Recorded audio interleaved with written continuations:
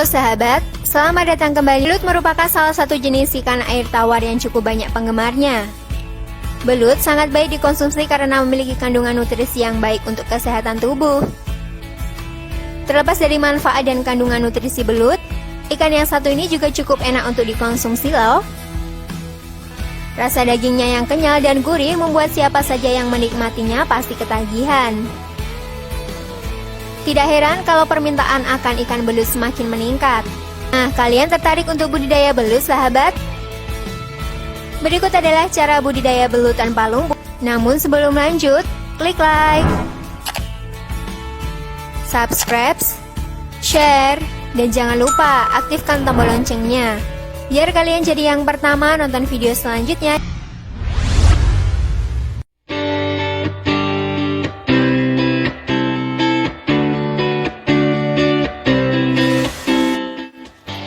Menyiapkan media tempat dan air budidaya. Melakukan persiapan adalah langkah awal yang dilakukan untuk memulai usaha budidaya belut, yaitu kolam pembesaran. Biasanya kolam yang digunakan adalah kolam yang berjenis kolam terpal maupun kolam permanen dari semen ya. Kolam air jernih ini dapat diminimalisir pemborosan tempat. Hal itu karena ukuran kolam yang tidak terlalu besar bisa menampung banyak bibit jika dibandingkan dengan kolam lumpur, sahabat.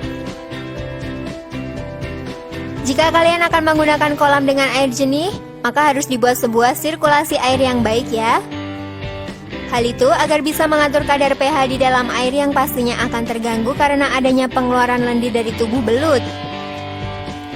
Sirkulasi yang bagus akan membuat kadar oksigen di dalam kolam menjadi stabil dan air tetap jernih.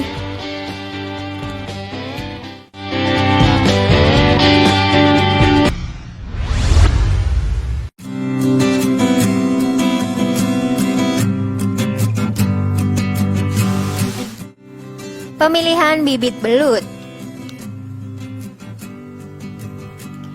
Pemilihan bibit belut nantinya akan menentukan hasil dari panen. Jadi kalian harus mendapatkan bibit yang berkualitas dan unggul ya. Berikut adalah beberapa ketentuan dalam memilih bibit, sahabat. Pilihlah bibit yang tidak ada bekas luka dan kondisi belut yang lincah. Hindari bibit belut yang didapat secara alami karena akan menimbulkan bekas luka seperti cara penangkapan dengan metode setrum, berburu di dalam lumpur sawah dan sungai. Inilah mengapa kalian harus lebih teliti dalam memilih dan membeli bibit belut ya. Bibit yang sehat tentunya berpotensi untuk berkembang secara maksimal. Ukuran bibit setidaknya harus merata atau sama besar.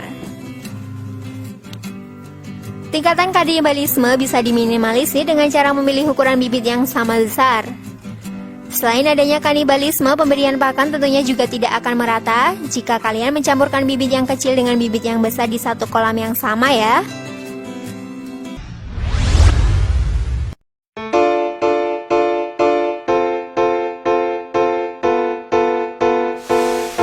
Penebaran bibit belut.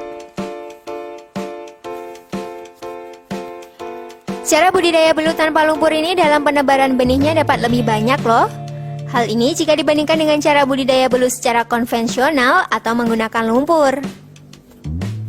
Kalian tertarik, sahabat?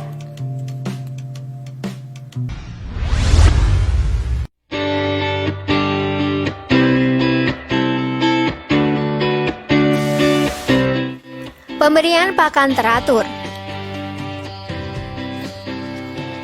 Pemberian pakan bagi peternak belut khususnya untuk pemula adalah dengan pemberian makan secara teratur ya.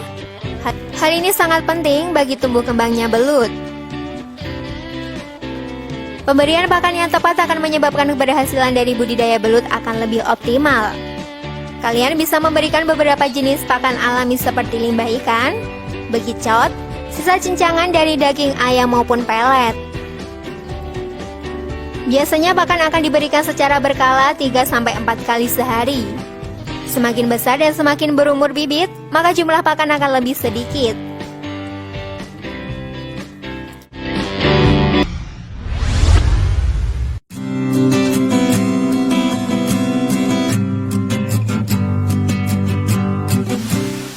Perawatan belut. Rawatlah belut dengan seksama.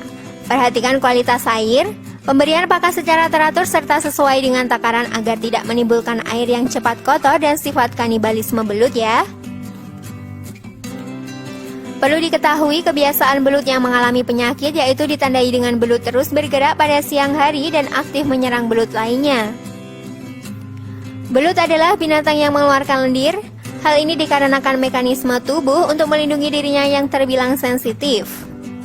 Lendir yang keluar dari belut ini secara terus-menerus dapat mempengaruhi tingkat keasaman air atau pH air kolam. Sehingga ketika air kolam mencapai ambang batas pH 7, maka air harus segera dinetralkan atau segera disirkulasi. Maka dari itu, media budidaya belut harus dilengkapi dengan sirkulasi air yang memadai.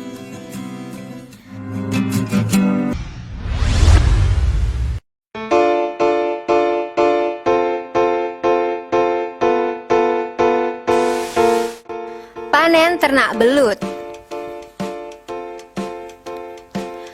Proses permanenan belut sebenarnya tidak memiliki takaran dan masa panen. Karena mau sekecil apapun belut tetap bisa dinikmati dan bergizi tinggi ya sahabat.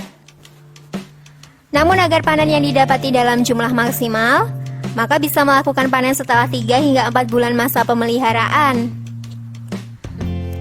Belut yang memiliki kualitas yang baik bisa seterusnya kalian jadikan untuk indukan dan menghasilkan bibit-bibit baru nantinya. Kalian bisa melakukan pemanenan secara harian atau tidak secara sekaligus dengan penangkapan manual. Hal itu karena kebanyakan masyarakat menyukai ukuran belut yang beragam, tidak selalu harus ukuran yang besar ya. Proses panen dengan cara budidaya belut tanpa lumpur ini lebih mudah dan praktis daripada metode lainnya. Apabila menggunakan kolam, bisa dilakukan dengan menguras kolam atau menjaring belut yang ada di kolam.